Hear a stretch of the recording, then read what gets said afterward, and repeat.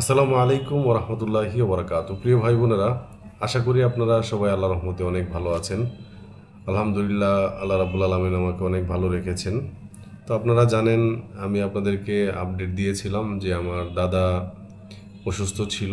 এই কারণে আসলে অনেকের ফোন ধরতে পারি নাই। দাদা আলহামদুলিল্লাহ এখন আইসিইউ থেকে বের হয়ে আরও 2-3 দিন আপনার ওয়ার্ডে ছিল, মেডিসিন ওয়ার্ডে।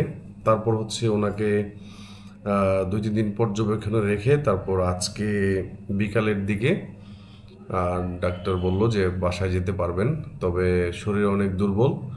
তো এই কারণে আসলে ওনার পিছনেই আসলে দৌড়াদৌড়ি করতে হয়েছে অনেক। এই কারণে আমি নিজেও ভালো করে কাজ করতে পারি নাই, কম্পিউটারে বসতে পারি নাই। সো আশা করি আবারও অ্যাক্টিভ হতে পারবো। জাস্ট অনেকেই আমাদেরকে মেসেজ করছিলেন, তো সবার আনসার এক এক করে দেওয়া সম্ভব ছিল না, বিধায় ভিডিওটা তৈরি করা। সবাই আমাদের জন্য দোয়া করবেন। এবং এই প্রথমেই কোনো আইসিইউর রুগীকে ফেস করা, এটা আসলেই খুবই টেনশন, খুবই মারাত্মক একটা জায়গা। এবং আমি যতদিন বেঁচে থাকবো, আইসিইউর সামনে গেলে একটা আতঙ্ক কাজ করবে, এটি স্বাভাবিক।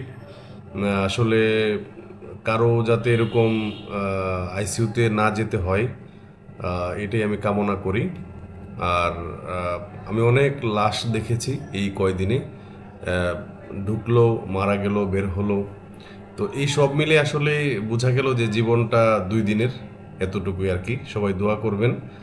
আর আমার দাদার সুস্থতা কামনা করে আপনাদের দোয়া চেয়ে, এবং আপনাদের সবার পরিবারের যারা অসুস্থ আছেন, অসুস্থ ব্যক্তিদের জন্য দোয়া চেয়ে আল্লাহর কাছে, এবং আপনাদের সার্বঙ্গীন মঙ্গল কামনা করে আজকের ভিডিওটি এখানে শেষ করছি।